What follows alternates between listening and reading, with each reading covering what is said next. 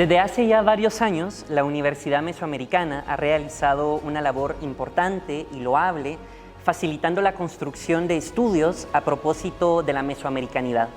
Y en el contexto de la celebración del Día del Popol Vuh, tenemos la oportunidad y la dicha de contar con dos invitadas de lujo. Tengo aquí conmigo, visitándonos en la Universidad Mesoamericana, a la ministra de Cultura y Deportes, Liwi Gracioso, que es arqueóloga y también estudiosa de la mesoamericanidad, y tengo también conmigo, aquí en este conversatorio, para hablar del Popol Vuh, a la licenciada Lisbeth Barrientos, quien es miembro del Consejo Internacional de Archivos y especialista en educación e investigación. Gracias por estar con nosotros. Y de pronto una primera pregunta, una idea detonante para poder celebrar el Popol Vuh es a propósito de nuestros primeros acercamientos al texto. En mi caso singular, fue siendo muy joven, con muy poco contexto histórico, con muy poco contexto arqueológico, una primera versión de Adrián Recinos que realmente acabé celebrando mucho después con otras versiones y con más contexto cultural. Pero me interesa mucho saber cuáles fueron sus acercamientos y sus aproximaciones al Popol Vuh. Señora ministra. Bueno, muchísimas gracias por la invitación, primero que todo, pero sí quisiera hacer una anotación porque creo que hoy es un día muy especial. No solo es el 30 de mayo, el día que celebramos el Popol Vuh como texto nacional, sino fue en 1972. Hoy se hacen 52 años. Lo que cierra un ciclo en la temporalidad maya. Cerramos la rueda de calendario, no es cualquier ciclo, es cuando se completa el Solquín con el Jaab, y un día no se repite sino 52 años después. Entonces, este 30 de mayo es los 52 años de que sea reconocido como nuestro libro nacional y de historia. Creo que es muy especial mencionarlo. Absolutamente. Y bueno, mi primer acercamiento también fue la edición de Adrián Recinos, creo que era la que todos los guatemaltecos teníamos a mano. No, que aparte era accesible, tenía un lenguaje también entendible, porque ya mayor que conocí otras ediciones y otras traducciones, veo que no es un texto tan simple como nos lo pusieron. Fue en el colegio, lamentablemente, como comentábamos al inicio de cuando llegué acá, es lamentable que en el colegio nos obliguen a leer libros que o no tenemos la edad y la capacidad y el conocimiento para disfrutarlos, o no tenemos un maestro que nos haga viajar a través de esas líneas. Cuando uno es joven necesita guía, entonces leí ese obligada como muchas otras. La única diferencia es que como yo siempre quise ser arqueóloga y era algo sobre los mayas, eso me llevó a mí a buscar más allá de. Y afortunadamente, después de que lo tuve que leer en el colegio, tuve oportunidad de volverlo a leer ya con otros ojos, y que puedo decir, es un libro maravilloso, que he tenido oportunidad tal vez no de leer de pasta a pasta todo el tiempo, pero como investigadora es un libro al que uno recurre muchas veces, muchas traducciones, y cada versión nos aporta algo. Entonces, mi primer acercamiento fue realmente muy, muy joven, cuando no sabía la importancia del libro, pero agradezco enormemente a Adrián Recinos por habernos dejado esa maravillosa traducción, porque si no fuera por eso, tal vez muchos guatemaltecos jóvenes no sabríamos que existe. Por supuesto. Licenciada Barrientos, ¿cómo fue su experiencia? De la misma manera que la señora ministra, nuestro acercamiento es en el sector educativo, ya sea primaria, básico, diversificado, teniendo presente que muchos de los profesores que actualmente están en servicio estuvieron previos a la reforma educativa, ¿verdad? Y con los cambios vinculados al CNB y demás, estos temas pues se van introduciendo de otra manera, pero Adrián Recinos ha sido nuestra lectura básica, ¿verdad? Atendiendo el nivel en el que nos encontramos todo el siglo pasado. Muchos profesores quedaron con esa versión. Como profesional de las ciencias de la información, como archivista, egresada de la Universidad de San Carlos, y por el trabajo profesional que me toca que hacer, pues he tenido acceso a los documentos de la biblioteca de Newberry y a otras fuentes como los señores de Totonicapán y demás, porque en la formación, al conocer los libros nacionales o o textos que nos hablan de todo lo prehispánico o lo colonial o el periodo contemporáneo, se ve con otros ojos, efectivamente, porque se le da contexto, el análisis paleográfico, todo lo que permite el entrar en una etapa madura de profesional, de hacer la dialéctica de presente, pasado, que posiblemente por la formación de nuestros profesores no llegamos a valorar en la dimensión justa que esperaríamos que sí lo hagan estas generaciones, ¿verdad? Esa puesta en valor estando en edades jóvenes, pero que podemos valorar cuando entramos a la formación. Yo lamento que muchos profesores que estudiaron ya en las aulas universitarias no hayan tenido el contexto y la oportunidad que como archivista he tenido para poder valorar obras, para devolver ese entusiasmo a las generaciones y que vean al Popol Vuh con ese valor que como adulto podemos tener, pero sería maravilloso que los profesores pudieran conocer, porque el contexto con un documento, ya sea con Adrián Recinos y todas las versiones, incluso todas las poéticas de Sam Colop, también nos generan una serie de oportunidades que podemos disfrutar si tenemos acceso a todas ellas. Creo que es un elemento importante en esa reflexión de ver hacia atrás, en la retrospectiva de nuestro contacto con el Popol Vuh. Y en el primer acercamiento, yo que soy maestra de primaria, lo veo ahora, o sea, yo di muchas veces, hace los años 80, di clases de estudios sociales, historia y todo esto, pero pienso ahorita, por ejemplo, el Popol Vuh, nuestra época fue otra. Ahora, digamos, la cultura maya ya es parte de nuestra currícula nacional base. Y, por ejemplo, si los introducimos al Popol Vuh y los hacemos acompañados de una visita a un museo de arqueología, les enseñamos cierta plástica maya, mesoamericana y precolombina de las culturas, ellos pueden ir atando más cosas que les tengan más sentido, y luego también decirles que es nuestro libro nacional, porque aunque sea de la cultura quiché y no seamos quichés, siempre vamos a tener algo, cómo relacionarnos, cómo identificarnos, cómo sentirnos nuestro. Y ya no digamos ahora, porque en nuestra época, digamos, sabíamos que Diego Rivera lo ilustró, ¿sí?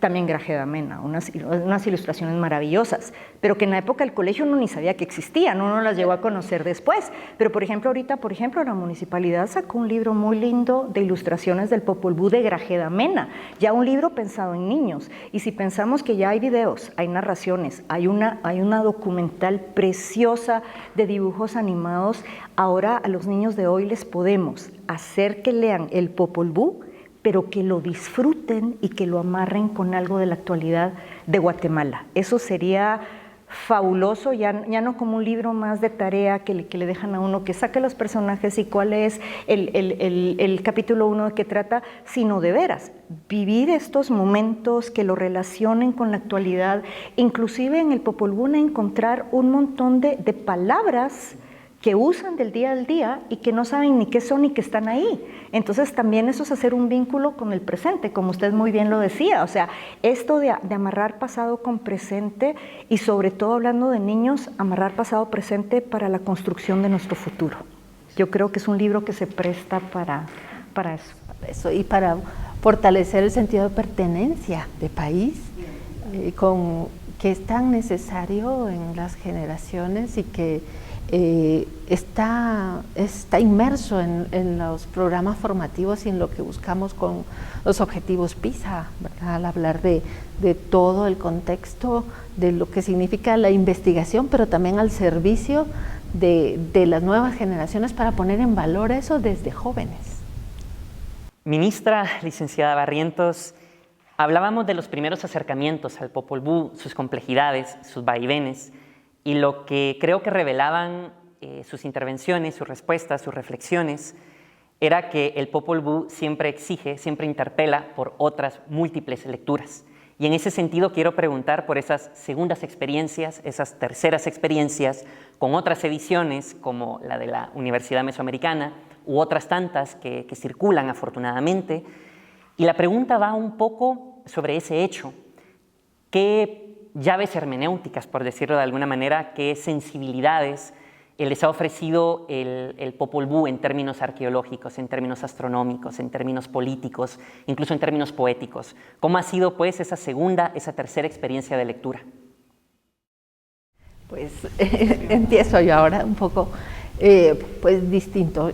Popol Vuh es multidimensional, ¿verdad? Fantástico porque nos lleva a conocer también vocablos que tienen una raíz en momentos históricos diferentes y que se vinculan no solo con el pasado, pero también con el vocabulario común, ¿verdad? Con el que estamos contextualizados. También con el hecho de las estructuras políticas que narran adentro de sus textos y con lugares que escritos en el español de ese momento, pero en sus traducciones contemporáneas, nos permiten reconocer palabras tanto de sitios como Gumarcaj o sitios como Isinché, que están alrededor de la dinámica cotidiana y que nos hablan de sitios que también están dentro de el mapa común y histórico de muchas comunidades.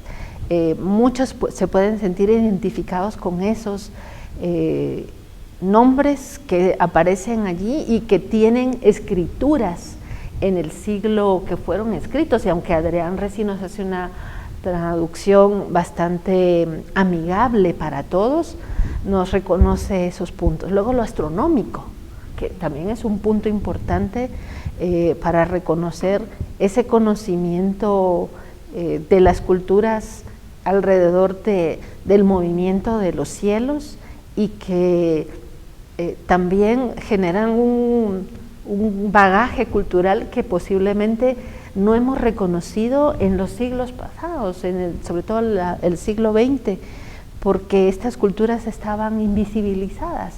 Todos sus saberes, todos sus conocimientos no eran parte del discurso oficial que aprendimos y que los maestros enseñamos.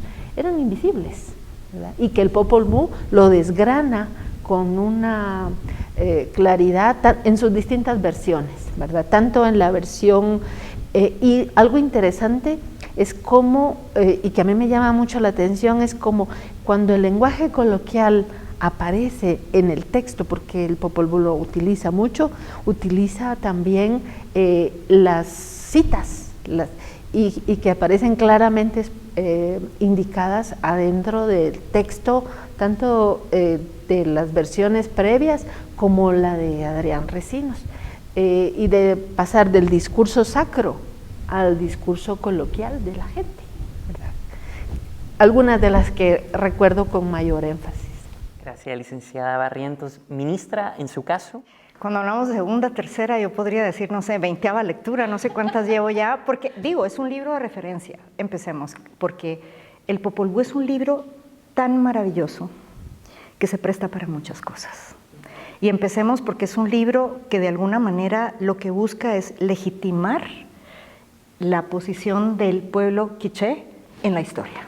Empezamos con su cosmogonía, que es fabulosa, o sea, todos los pueblos tienen y todas las culturas del mundo tienen la noción o la idea de cómo se creó el mundo, no importa si es científica, mágica, como sea, todos tenemos un punto de origen, ¿sí?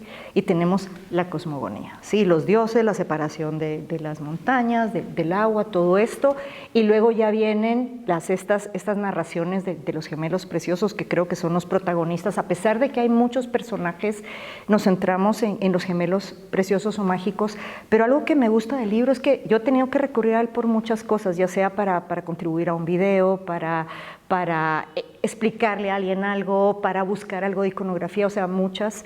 Y lo bonito que tiene es también que es un libro que no es lineal. O sea, podemos ir del pasado al presente, al futuro, de relatos míticos a históricos, como usted hablaba, como arqueología, o sea, el hecho que existan lugares físicos que corresponden al Popol Vuh ya le da otro carácter al libro, porque ya es de curiosidad, y de aquí para acá, y si uno pone en un mapa, porque la edición de la Universidad Mesoamericana es fabulosa, pero no todas las ediciones están ilustradas y no por eso no son valiosas. Por ejemplo, a mí en particular, después del de Adrián Recinos, un libro que me sirvió mucho fue la traducción de los Tedlock. ¿Por qué el de Dennis y Bárbara Tedlock? Porque lo que más disfrutaba eran las notas al pie de página.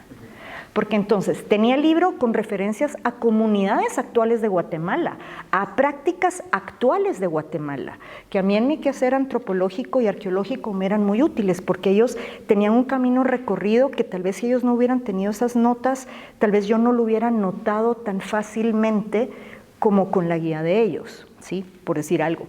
Luego la traducción de Sam Kolob, que es, digo, no tiene nada de ilustraciones, pero solo saber que él es de lengua nativa quiché, el español, y aparte con su bagaje antropológico también le da otro giro al libro que no le había dado nadie más. Entonces digo, es un libro tan maravilloso que entre más versiones uno lea, más se lo disfruta, porque todas tienen algo que aportar.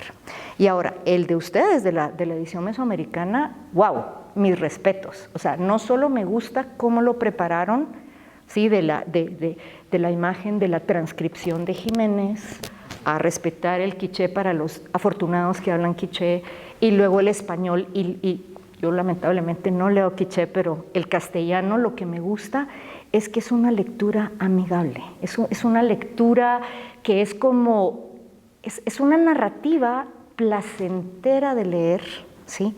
Y aparte uno puede referirse a las ilustraciones que ponen, las notas de Edmondson y Carmack, por Dios santo, estas son invaluables. Como digo, yo empecé con las de Tedlock, pero las de Mondloch y las de Carmack son insuperables, por ejemplo. Entonces, no solo tenemos de alguna forma el facsimilar del original, la traducción al quiché también corregida, porque ahora sabemos que Jiménez cometió errores y sabemos que todos han cometido errores, entonces tenemos una versión corregida y no solo aumentada, sino aumentadísima. Entonces, es un tesoro por todo lo demás que compone. También conozco la edición de Michela Craveri, una querida amiga y colega italiana que ya vino a Guatemala a aprender quiché precisamente para traducir el Popol Vuh, y tiene una versión al italiano maravillosa. Ella estudió el posgrado conmigo y entonces también tiene esto de iconografía, de antropología, que también hace una versión muy rica que aporta muchas cosas. Y yo sí exhortaría a cualquier guatemalteco y no guatemalteco que se interese por libros de contenido antropológico, histórico, cosmológico y todas estas cosas, que se acercara al Popol Vuh en cualquiera de sus ediciones con la mente abierta, pensando que fue escrito en otra época, por otras culturas distintas a las nuestras, y que se dejen viajar para ver qué de ahí les toca el corazón y se pueden identificar con ciertas cosas que hasta cierto punto son universales. Siempre he pensado como maestra y como catedrática de universidad que uno de los problemas que tenemos en educación es que siempre nos han enseñado o nos han tratado de educar con base en las diferencias. Es más fácil distinguir el rojo en diferencia del verde, es más fácil distinguir el cuadrado en diferencia del círculo, pero yo creo que ya es momento de empezar a aprender con base en nuestras similitudes, o sea, ver esta colectividad que somos y ver que a través del tiempo y de todas las culturas, si hacemos realmente un análisis del discurso a la larga, todos tenemos una evolución similar como seres humanos, y eso es la riqueza de este libro. Nos abre el mundo de la imaginación quiché, que como usted muy bien lo dijo, habían sido invisibilizados por mucho tiempo, pero ahí estuvieron siempre, ¿sí?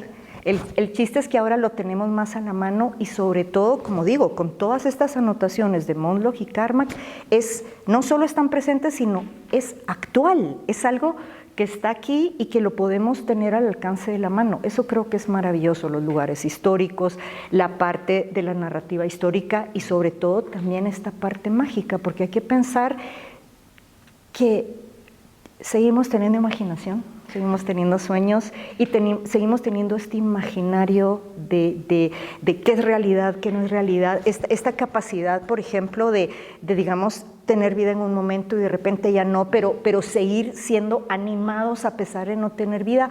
¡Wow! Ese es un mundo mágico que si uno se lo puede empezar a introducir a los niños, qué videojuego ni qué nada. O sea, es una nave mental, pasar de un plano al otro, y todo lo tenemos en el libro del Popol Vuh, que lo hemos tenido ahí desde hace cuánto. A mí sí es un libro que me encanta, me gusta, me emociona. Si siguen habiendo nuevas traducciones y nuevas ediciones, seguro las voy a leer porque todas me dejan algo bien diferente.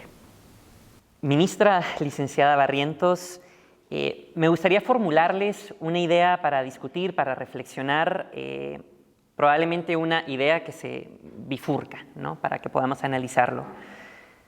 De alguna manera, el Popol Vuh, el libro de la comunidad, no solamente ha tenido muchas traducciones, sino que es un libro que tiene en sí mismo como libro, y en las muchas acepciones polisémicas de lo que significa un libro, ha tenido muchos viajes.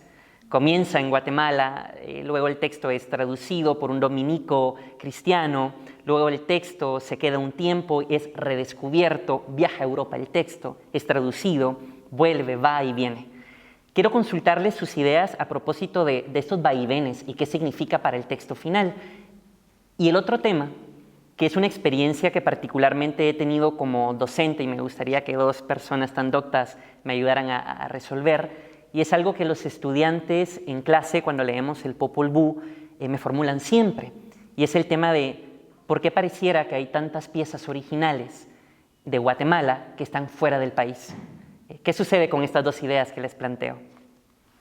Bueno, para empezar con lo del libro, yo creo que estos vaivenes hay que ver el Popol Vuh como un tesoro, ¿sí? Y muchas manos quieren poseer ese tesoro. Entonces, el padre dominico, según tengo entendido, según dicen los estudiosos, él tuvo acceso a un original. Lo que yo no sé, yo me inclino más a pensar que si hubo un original fue un libro pictográfico, porque era la forma como ellos escribían sus libros. Y por otro lado, es muy poco probable que así porque sí una tradición oral, porque realmente es una tradición oral, ¿sí?, lo hayan transcrito al quiché solo así porque sí. No, yo me inclino a pensar que más bien alguien se tomó la molestia de transcribir la tradición oral que alguien le contó, ¿sí? O sea, el amanuense estaba con el narrador escribiendo a una manera de dictado. Eso a mí es lo que se me hace más probable. No he hecho las investigaciones correspondientes, pero eso que él el libro se lo devolvió a las autoridades y que así como que se lo prestaron, tendría que haber estado escrito en caracteres latinos y es lo que se me hace poco probable, ¿sí? O sea, no creo. Entonces, bueno, ¿qué pasa? Él hace la traducción en español, como usted dice, se pierde, se va, luego se recupera, luego lo traducen al francés, se va a Europa, es un tesoro.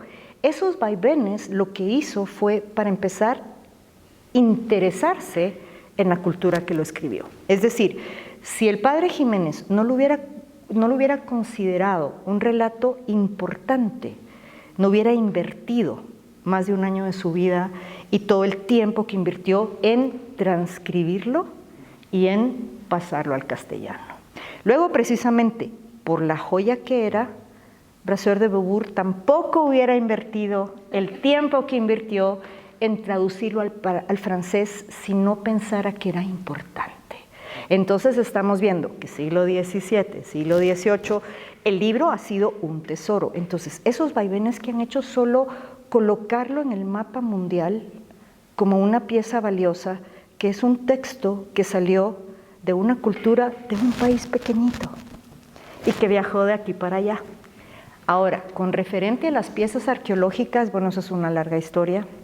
O sea, empieza con los dilettanti, los coleccionistas, y también acuérdense que juzgar la historia con ojos contemporáneos no es muy válido. Digamos, antes no se tenía la noción de patrimonio cultural, no se tenía, digamos, la idea de preservar, y es más, de siquiera sentirlo como propio. Eran y no estoy hablando solo de lo maya, estoy hablando de las piezas arqueológicas de Egipto, de Roma, que eran como curiosidades, eran como estas piezas bonitas que las familias que tenían dinero podían darse el lujo de tener, porque se convirtió hasta cierto punto en un marcador de estatus. Y ya después vinieron los estudiosos a decir, tiene significado, amarrémoslo con la cultura, y entonces nace la antropología y la arqueología. Y enos aquí, bueno. Pero aparte de eso, ¿qué pasa? Obviamente, estéticamente, las piezas precolombinas son hermosas, ¿sí? Y hay piezas tan, no sé, tan magistralmente recreadas que usted las puede poner en un museo de arte moderno y no desentonan. O sea, hay piezas que son atemporales. Entonces pienso que esa belleza las hizo atractivas para muchas personas que se las llevaban porque les gustaban, o también acuérdese el colonialismo, ¿no? O sea, los países coloniales expoliaban de estos tesoros para nosotros ahora, pero de piezas bonitas en su momento, y se las llevaban y pararon en otros países, pero eso ocurrió a todos los países del mundo, ¿me entiende? Y algo que quiero resaltar es que todos los países coloniales hemos tenido la misma historia en el término de valorar lo nuestro. Cuando aparece la Gran Zimbabue, esta zona arqueológica, ¿qué pasa? O sea, ¿qué pasa? Porque obviamente era el pasado de la población local, de los africanos locales. Pero ¿qué pasa con los colonialistas que no tienen historia, que no tienen raíces en el lugar? Entonces, ¿qué pasa? La Gran Zimbabue trataban de amarrarla con una historia que no les pertenecía, pero negaban que fuera a los africanos porque era reconocerles que tenían un pasado. Igual pasó en Guatemala. En Guatemala el primer proyecto arqueológico fue Palenque, que en aquel momento Chiapas pertenecía a Guatemala. Entonces, van al Gran Palenque, empiezan las excavaciones, y como ya se había perdido la memoria histórica del siglo XV, XVI y XVII, y van en el siglo XIX, ¿sí?, que ya son los criollos, ya está la independencia, no sé qué. O sea, acuérdense que los criollos iban a España, pero no los aceptaban como españoles, eran medio discriminados. Aquí eran la mamá de Tarzán, pero allá no. Pero ¿qué pasa con sus raíces, con su historia? Allá no los aceptan completamente, saben que no son de aquí. Empieza Palenque, empiezan los mayas de tierras bajas, que no había memoria histórica. ¿Qué pasó con Palenque? Españoles huyendo de los moros, la Atlántida, fenicio, cartaginés, o sea, cualquier cosa que los amarrara con Europa, menos el pasado de los pueblos indígenas locales. O sea, esa fue la visión que se tuvo en su momento, y de ahí también la famosa idea horrible del colapso, como que si los mayas, astrónomos, matemáticos y esta cultura avanzada, eso se acabaron. Se terminaron, y la gente cree más en extraterrestres que en reconocer el vínculo directo de nuestras zonas arqueológicas con los mayas contemporáneos, porque Tikal es otra cosa. No, o sea, comprendamos esto. Entonces, por eso traje a la Gran Zimbabue y todo, porque todos los países coloniales tuvimos esto.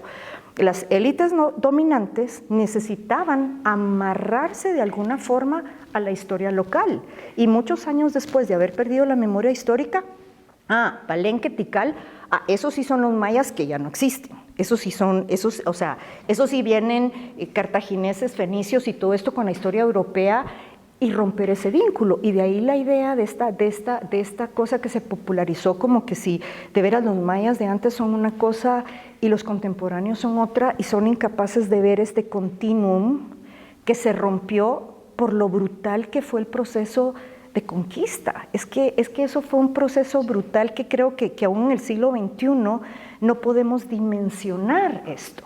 Entonces, con esa ruptura histórica es muy fácil, volvemos a las diferencias, separar esto de aquello. Y volviendo a lo de las piezas, perdón que me haya desviado, pero es un tema que a mí me encanta, todo lo que tiene que ver con arqueología y lo prehispánico.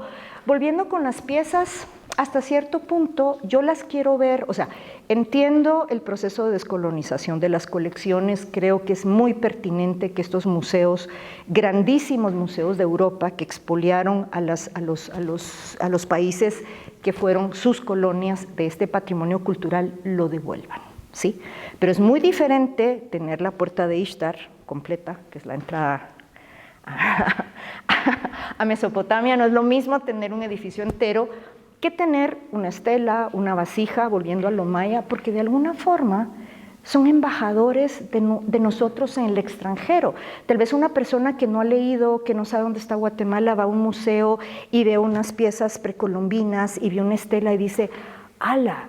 ¿Esto de dónde es? Guatemala. Y entonces en su imaginario vamos a existir y se va a poner a leer más de mayas y va a querer visitar Guatemala, y cuando venga aquí y vea los museos y los tesoros que tenemos aquí, las zonas arqueológicas, va a decir, wow, los mayas son una civilización, porque digo son, presente, una civilización maravillosa, y entonces que haya piezas de otros países en otras partes no lo considero malo. A usted le comentaba que por ejemplo en Guatemala hace falta un país de las culturas. Con un país de las culturas me refiero a que tuviéramos un pequeño museo que tuviera alguna pieza de culturas antiguas de otras partes del mundo, porque para las personas que no han tenido oportunidad de viajar, es un primer acercamiento a que vean que en otros pueblos, en otras épocas, también se producía este tipo de maravillas que ahora consideramos artefactos arqueológicos, y si lo ponemos en un setting didáctico y todo, que vean las culturas de China, Mesopotamia, el antiguo Egipto, el Valle del Indo, las culturas del sureste de Estados Unidos, las de Sudamérica, también tendrían una visión, si quiere, rápida del mundo entero, ¿me entiende? Del pasado del mundo entero, y podrían empezar también a tener intereses de ir aquí, de ir allá, y también de comparar qué estaba pasando, por ejemplo, en el clásico, en otras partes del mundo, en el posclásico, y tendríamos una visión más rica de lo que es el mundo en general al que todos pertenecemos, porque volviendo a esto, tenemos que tratar de ver que somos parte de un todo. Las fronteras políticas existen hoy, pero en algún momento las fronteras políticas no son iguales que las fronteras culturales. Sí, podemos ver el mapa del Imperio Romano, podemos ver estas cosas, o sea, hoy día los países de Europa, cuando hablan, no sé, de cierta época y hablan de Italia, España, digo, pues sí, esos países no existían en su momento. Hablemos del Reino de Castilla, hablemos del Reino de Nápoles, hablemos de... Es otra concepción. Entonces, la verdad, yo no veo nada de malo que hayan piezas que estén registradas legítimamente en préstamo, o sea, que sea con el beneplácito de ambos países, y hasta se pueden hacer préstamos temporales para que no sean siempre las mismas, un intercambio cultural. Yo lo considero algo positivo si las conservan bien. Estoy completamente en contra del tráfico ilícito, eso es otra cosa, hay que acabar con el coleccionismo, pero hay muchas piezas que han estado fuera desde el siglo XVIII y XIX, entonces es otra cosa. Gracias, ministra. Licenciada Barrientos, sus impresiones. Gracias. Efectivamente, las circunstancias de esos bienes culturales pueden tener como momentos distintos y se convierte en algo que el doctor Edgar Montiel mencionaba, que es la diplomacia cultural, ¿verdad? Porque esas piezas se convierten como pruebas pequeñas, y lo vemos desde el mundo de la economía, pruebas de mercado, porque enamoran a las culturas, aún habiendo llegado a ese punto en momentos distintos de la historia y la valoración que tienen de sus propios patrimonios. Esos patrimonios, para el caso del Popol Vuh y otras obras y otros conocimientos, el humano produce conocimiento y lo consigna en soportes distintos, ¿verdad? El papel de amatl, o el basalto, la lítica, el cuero, etcétera, todas las formas, los soportes diversos que se han utilizado desde las tablillas de barro hasta el vidrio u otros materiales que sirven para dejar ahí el conocimiento. Ese conocimiento se ha convertido efectivamente en un tesoro, y como las formas previas para poder llegar a ellos no tenían formas como hacemos ahora de escanear un documento, trasladarlo, pues todos hemos leído lo que los copistas usaban cuando llegaba un documento en cordillera. Venía un documento, se trasladaba, se copiaba y se pasaba al siguiente. O la misma acta de independencia de Guatemala, que está colocada en el Archivo General de Centroamérica, es una, pero para llegar a todos los lugares donde el impacto de la independencia generaba cambios en la situación política de la región, se hicieron copias a todos lados para enviar esa copia. Entonces los momentos históricos que hemos tenido para consignar ese conocimiento, ya sea en lo que significa el Popol Vuh y sus versiones, sus distintas versiones, han atravesado los momentos en que esos humanos han producido documentos haciendo uso de soportes distintos y atravesando todo tipo de suertes, desde lo político hasta aquello que puede haber hecho que esas obras en siglos antes de la declaración del 72, de la convención, y el hecho de que también las guerras, las grandes guerras, y todos recordamos la película Hombre Monumento,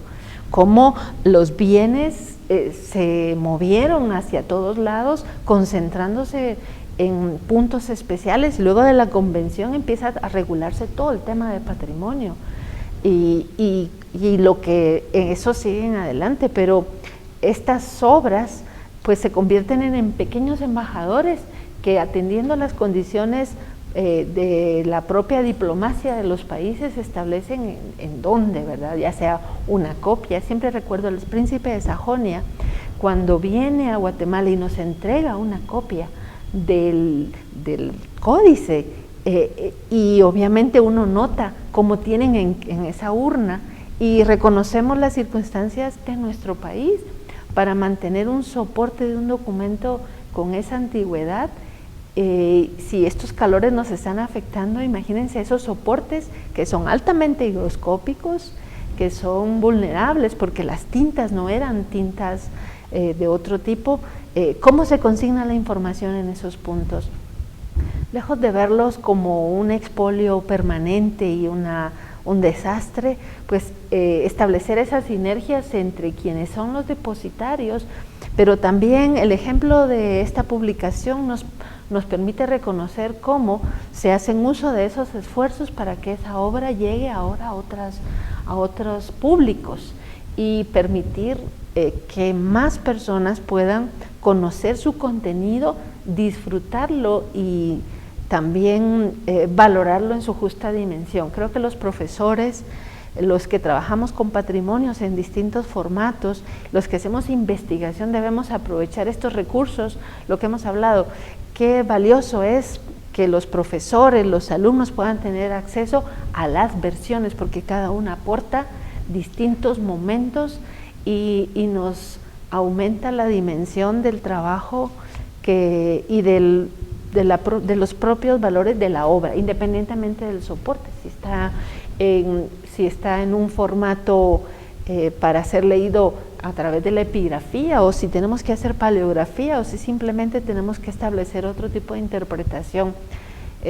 Siempre recuerdo al doctor que decía eso, que las obras del patrimonio cultural de los pueblos pueden convertirse en embajadores, y él acuñó esa palabra, la diplomacia cultural, cuando mencionaba que la circunstancia de nuestros países es esa, ¿verdad? Es esa, y nos toca que manejar los distintos criterios. El libro segundo de Cabildo, que apareció en otro país y ahorita ya está traducido, y la academia junto con otras organizaciones que lo tienen acá, nos permiten regresar a algo que sabemos que por razones diversas está en el extranjero, pero ahora ya tenemos acceso a él. Lo que hace falta también es divulgarlo y entrar en la etapa de fortalecer esa identidad a través de esas obras que por razones diversas se encuentran en esos lugares, haciendo gala y mostrando ese gran universo que está aquí y que seguramente tendremos que poner en valor todos. Un ejemplo de una pieza, si quieres, solo para ser específica, la placa de Leiden. La placa de Leiden que se encontró cerca de Puerto Barrios, que salió desde el siglo XIX, que se llama placa de Leiden porque está en Leiden, en los Países Bajos. Esa placa ha sido visitadísima por estudiosos de todas partes. La tenemos en nuestros billetes de un quetzal, justamente porque se pensó en algún momento que era una de las inscripciones más antiguas, y digamos, está fuera, la tienen en un lugar súper especial. Van de veras estudiosos a verla, inclusive vamos guatemaltecos a ver la original, dónde está, y es una. Aquí la placa de Leiden sería parte de otras que ya tenemos, ¿me entienden? Entonces, esta idea de ser un embajador ha estado ahí desde hace mucho tiempo, y gracias a la placa de Leiden, muchos estudiosos e investigadores han venido a Guatemala a estudiar la cultura maya directamente. Entonces creo que esta idea de la diplomacia cultural, de tener estos pequeños embajadores, a la larga, si lo vemos en la historia, ha sido mucho más positivo que cualquier otra cosa. En el Popol Vuh hay una suerte de deificación de la palabra y su contenido mágico, la palabra como materialización del mundo, de su creación, etc. Y quisiera hablar de la relación entre la palabra y el Popol Vuh en términos de cómo encantar el Popol Vuh para distintos públicos.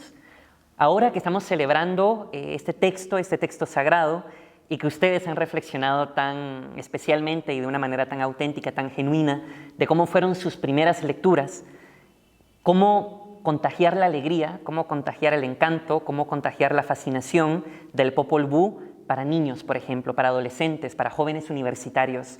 ¿Qué ideas propondrían para darle al Popol Vuh ese realce que ya tiene, pero que de alguna manera necesita ser aún más subrayado en nuestra cultura? Gracias. Pues yo veo varias como líneas o ejes que pudieran funcionar.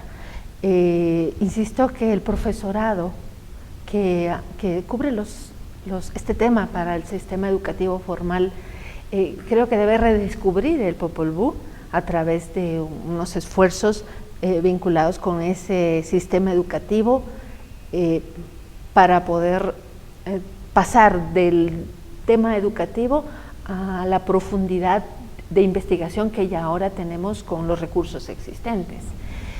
Porque será el profesorado el que logre trabajar y generar medios o facilitar a las nuevas generaciones para que redescubran el Popol Vuh dentro de todo el itinerario de lo que dice, lo que tenemos que leer, ¿verdad? Y llevarlos un poco más a ese punto. Ese profesorado que tenemos de dos grandes grupos, el que trabajó con nosotros en el siglo pasado y estas nuevas generaciones que no han conocido al Popol Vuh como lo hemos conocido los que ahora ya estamos adentrados en el tema de las ciencias específicas. Y eso por un lado, para que los maestros sean también esos facilitadores que encanten a las nuevas generaciones atendiendo a los públicos que tenemos.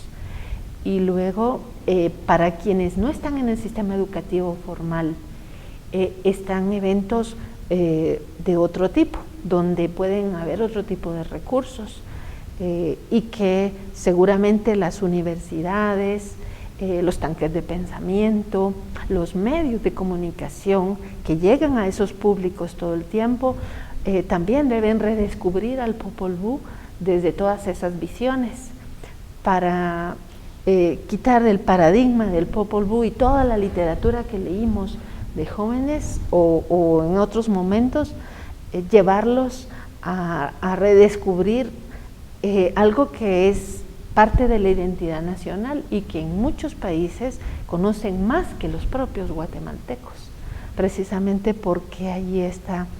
Y para el mundo académico creo que también es importante atenerlo, porque los países, todo el mundo, tanto estudiantes como quienes ya están graduados, adentrarse en ese descubrir desde las visiones del Popol Vuh, con todas estas versiones que yo aprovecharía, todas, para generar inclusive en los videos que hemos visto, las películas del Popol Vuh, que circula todavía en algunos canales nacionales, para aprovecharlos porque está muy bien hecho, y lo que generaría un espectro amplio para que el Popol Vuh regrese al imaginario de los guatemaltecos con el justo valor que tiene por lo que significa, ¿verdad? Grecia lo hace con su propia literatura, lo hacen otros países y nosotros tenemos esa como una tarea pendiente para el sistema educativo formal,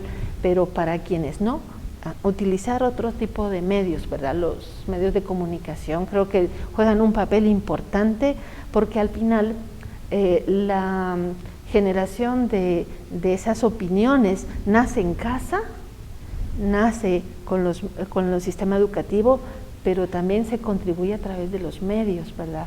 El generar esa opinión pública, y el Popol Vuh debe también reposicionarse en el imaginario guatemalteco, teniendo presente todas esas vertientes que puedo identificar al momento de conmemorar una fecha tan importante para un libro que es de los guatemaltecos. Respecto a cómo llevar esto con un lenguaje, yo diré que uno de los retos más grandes que he tenido en mi trayectoria académica es, nosotros estamos acostumbrados a hablar entre nosotros. Y de veras hacer un artículo científico fuera del riguroso de buscar las citas y eso, hasta cierto punto es parte de nuestro entrenamiento. Pero para mí un reto fue, sí, ahora explícaselo a un niño. O sea, escribe en un lenguaje coloquial simple, sin tecnicismos, sin fechas, sin medidas, o sea, hazlo digerible para cualquiera. Eso fue uno de los grandes retos. Mi primer trabajo en un museo fue nada más y nada menos que en el Museo Nacional de Antropología de la Ciudad de México, uno de los mejores museos en su clase, pues, de Museo de Arqueología. Y uno de los retos que tuvimos es que justo nos tocó la reestructuración de 3 salas arqueológicas y 3 etnográficas de un museo que no se había tocado desde la época que yo nací. En verdad, se inauguró el año que yo nací y no se había transformado y vino la reestructuración y yo tuve oportunidad de ser parte de eso y entre las salas estaba nada más que la más importante del museo, la sala mexica. O sea, recontar todo eso, a lo que voy con lenguaje coloquial es hacer cédulas para un museo no es fácil. O sea, sintetizar todo lo que uno quiere decir en una sala con las cédulas generales, las secundarias, no es fácil. O sea, la gente cuando va a un museo no ve el trabajo que hay detrás. Y bueno, tuve la oportunidad de trabajar en ese museo, de veras fue una de las experiencias más fabulosas de mi vida, y luego en Guatemala tuve la oportunidad de trabajar en Museo Miraflores y de ser parte de este nuevo Museo Miraflores donde está el Popol Vuh, y justamente era cómo hacer esta narración del Popol Vuh accesible para público en general. Entonces, por ejemplo, en el túnel tenemos todo el rito de paso de los gemelos preciosos o gemelos fantásticos o gemelos divinos, dependiendo de la traducción como le quieran pasar, pero los héroes gemelos, ¿sí? Entonces, tenemos todos estos ritos de paso, el llegar a la encrucijada, el camino a Xibalbá, de una forma que sea representada lúdica, atractiva, pero también comprensible y que se vayan. Entonces, que se vayan con algo que no tenían antes, que no conocían. Entonces, como le digo, uno de los grandes retos es todo lo que uno lee y sabe, entre nosotros nos entendemos. Pero yo lo que quiero es que me lo entienda alguien de primaria, de secundaria, alguien que no tiene estudios formales. Entonces, simple y sencillamente se trata de cambiar el vocabulario, de tratar de ver cómo le voy a llegar a esta persona y tratar de alguna forma de buscar un lenguaje. Ojo, el que sea simple no significa que no podamos decir lo mismo. Es solo no buscar palabras rebuscadas, es buscar también el apoyo visual, en este caso de lo que se hizo en el Museo Miraflores, que la verdad quedó muy, muy bonito. O sea, que la imagen lleve el texto y, por ejemplo, ¿cómo no va a usted encantar a alguien cuando empieza a ver las pruebas? Que nosotros, antropólogos, hablamos de ritos de paso. No se los dé como ritos de paso, háblele de las aventuras. Ya con hablar de aventuras ya le cambia, o sea, un rito de paso implica sacrificio, perseverancia, dolor, vencer, triunfar con esfuerzo. ¿Sí?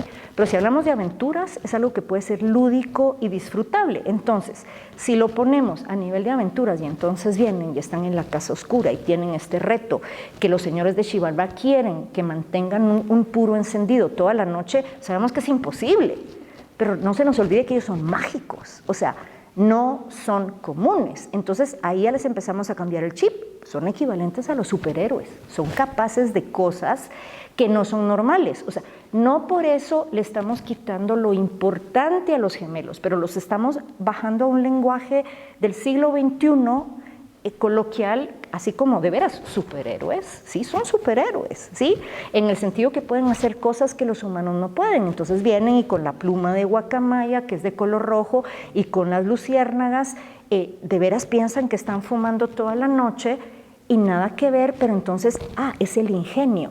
Entonces vemos, y entonces los señores de Xibalbá, no contentos, le ponen prueba tras prueba tras prueba, pero no lo pensemos como prueba, sino pensémoslo como otra aventura, y ganan esta, y al final para ganando el juego de pelota. Y ya solo pensar que es un juego de pelota que ganaron, ya los estamos vinculando con la niñez, con los jóvenes. ¿Quién no ha jugado pelota? La diferencia es que el juego de la pelota prehispánico no era un juego como tal, era realmente un ritual que se llama juego por analogía, pero que a la larga uno se los presenta como un juego de pelota. Ya no vamos a hablar de la batalla entre la luz y la oscuridad, esto ya es cosas más profundas, pero quedémonos en la contienda, en el torneo, en lo que sea, y que estos héroes gemelos, los superhéroes, salen victoriosos, porque también acuérdese que en los cuentos y en el imaginario siempre están los buenos y los malos. En el Popol Vuh no es tan fácil, porque los de Xibalbá no eran malos, hay que ponerlos en su contexto, no es así tan simple, pero hay que venderlos como que realmente estos son los triunfadores, el bien siempre triunfa al final, ¿me entienden? Entonces siempre hay manera de algo, por muy complicado que sea las células, el DNA, lo que usted quiera, siempre el ADN, siempre va a haber una manera de poderlo aterrizar a un lenguaje que todos comprendamos. Yo creo que sí se puede, y sobre todo lo que usted bien decía, licenciada, el que el profesorado del siglo XXI no es el que nos educó a nosotros, tiene más herramientas, tiene de dónde echar mano, y aparte otra cosa, tienen su experiencia de ser jóvenes del siglo XXI, nosotros somos jóvenes del siglo XX. Entonces ya eso cambia de otra perspectiva. No, yo creo que siempre hay manera de cualquier texto complicado, cualquier verdad, por muy dura que sea, cualquier pasaje histórico, por complicado que sea, creo que siempre hay manera de hacerlo llegar de una forma que llegue a cualquier tipo de población, de cualquier edad, con cualquier nivel educativo, si se tiene el ingenio y la creatividad para aterrizarlo. Y si usted conoce bien un tema, usted puede contar esa historia de esta manera, a este público le resalta esto, al otro otras cosas, resalta, es la misma historia, no la está cambiando, solo le está dando una versión distinta que hasta cierto punto la podemos comparar con las versiones del Popol Vuh, porque las versiones han sido también para públicos distintos y a la larga nos han enriquecido todas. Todas. No, sí se puede. Uno de los conceptos que más interesante me ha parecido en filosofía es el término del apotegma, como esta frase, esta idea, esta noción que de alguna manera resume, sintetiza los textos que leemos o a los pensadores que también hemos leído. En ese sentido, quisiera consultarles por qué pasaje, qué fragmento del Popol Vuh de alguna manera está en ustedes, les acompaña, consideran poéticamente hermoso o consideran muy valioso. Muchas gracias. Pues yo he elegido uno de los que mencionaré, que es del folio 1 y se refiere al origen y la circunstancia de creación, un tema importante porque es el inicio, ese espacio que interesa al lector y que siempre nos llama cuando alguien dice había una vez.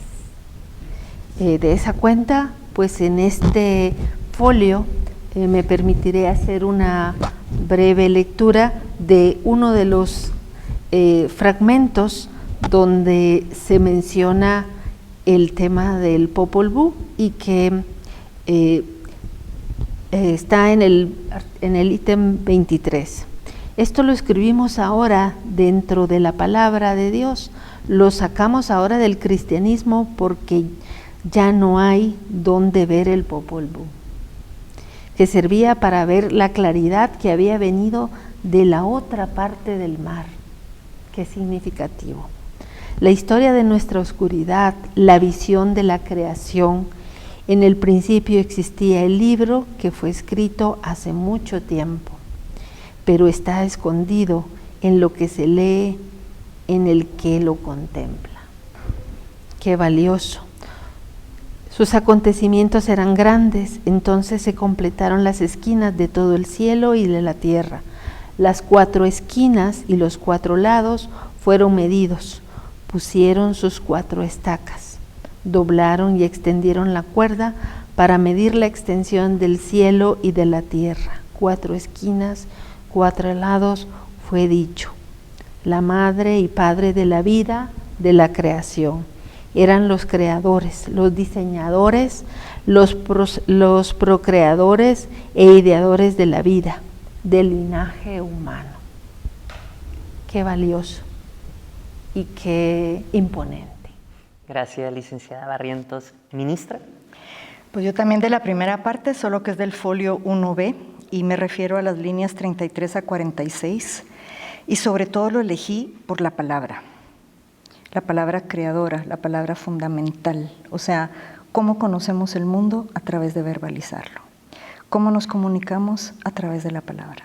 Y en la iconografía mesoamericana vemos también personajes con la voluta o la vírgula de la palabra, y haciendo una analogía que hablábamos, por ejemplo, llamamos a Miguel Ángel Asturias el gran lengua, porque de alguna forma para nosotros él habla por nosotros.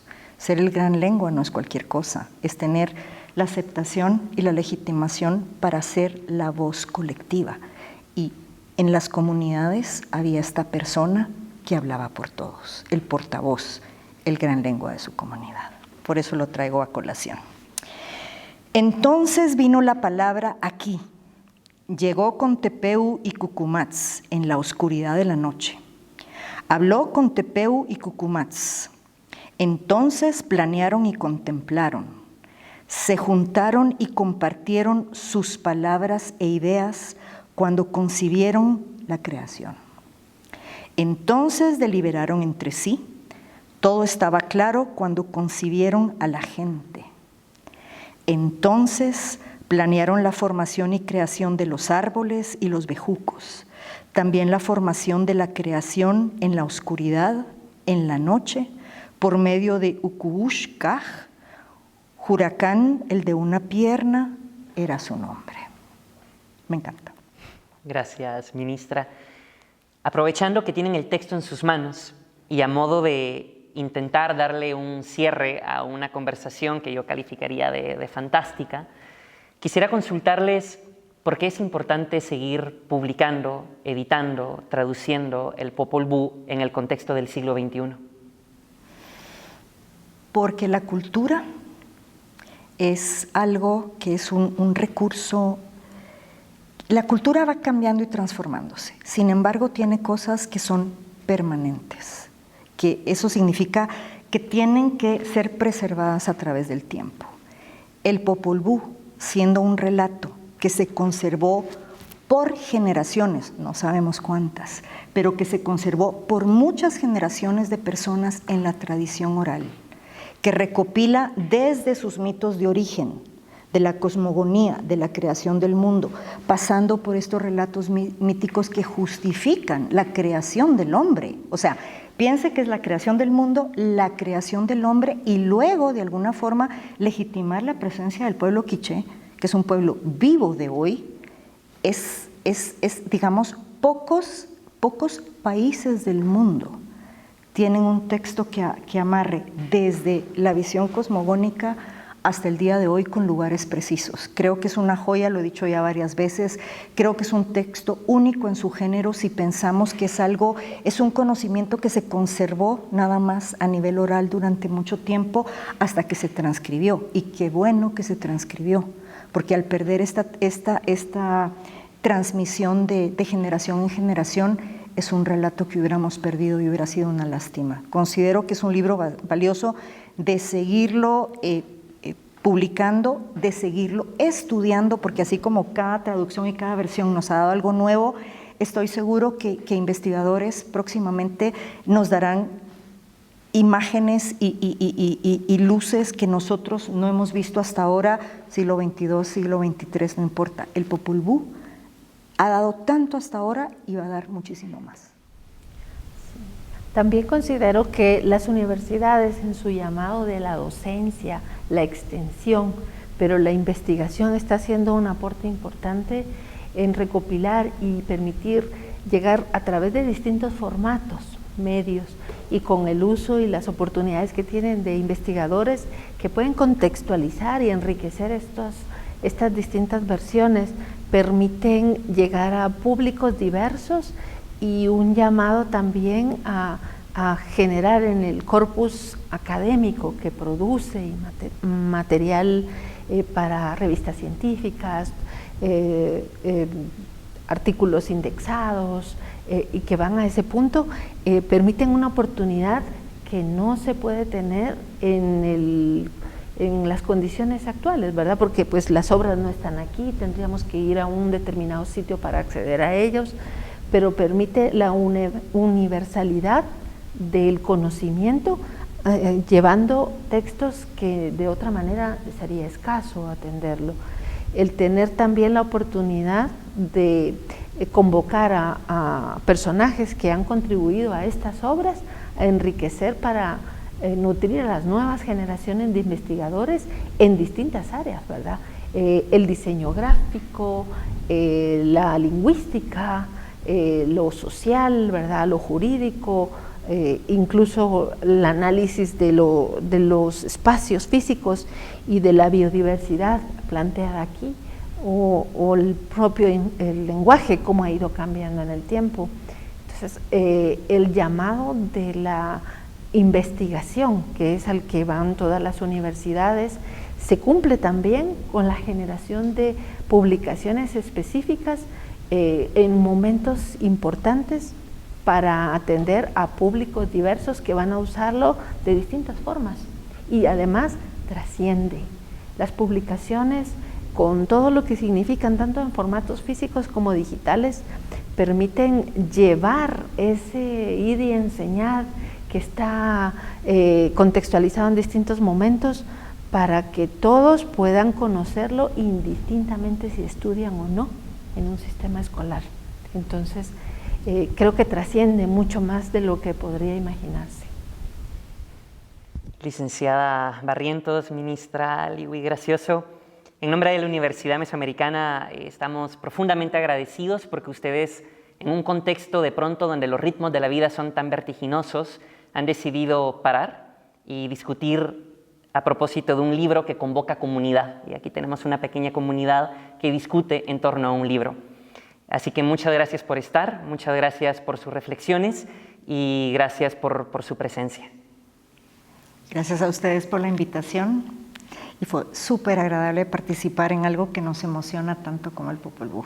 Muchas gracias. Sí, muchas gracias también, un agradecimiento a la universidad y a este espacio de encuentro para hablar de un tema tan delicioso y que nos enamora, ¿verdad? Y que esperamos también que con estas publicaciones siga trascendiendo como lo ha hecho, con estas y más obras. Muchas gracias. Y con este programa cerramos el primer gran ciclo maya, completamos la rueda de calendario, la primera desde que es declarado libro nacional, y que vengan muchas ruedas de calendario más. Gracias a ambas y a todos, a todas quienes nos han visto. Agradecemos habernos acompañado y de alguna manera les instamos a que busquen estas colecciones a propósito de estudios mesoamericanos y que celebremos siempre el Popol Vuh, que celebremos siempre la palabra.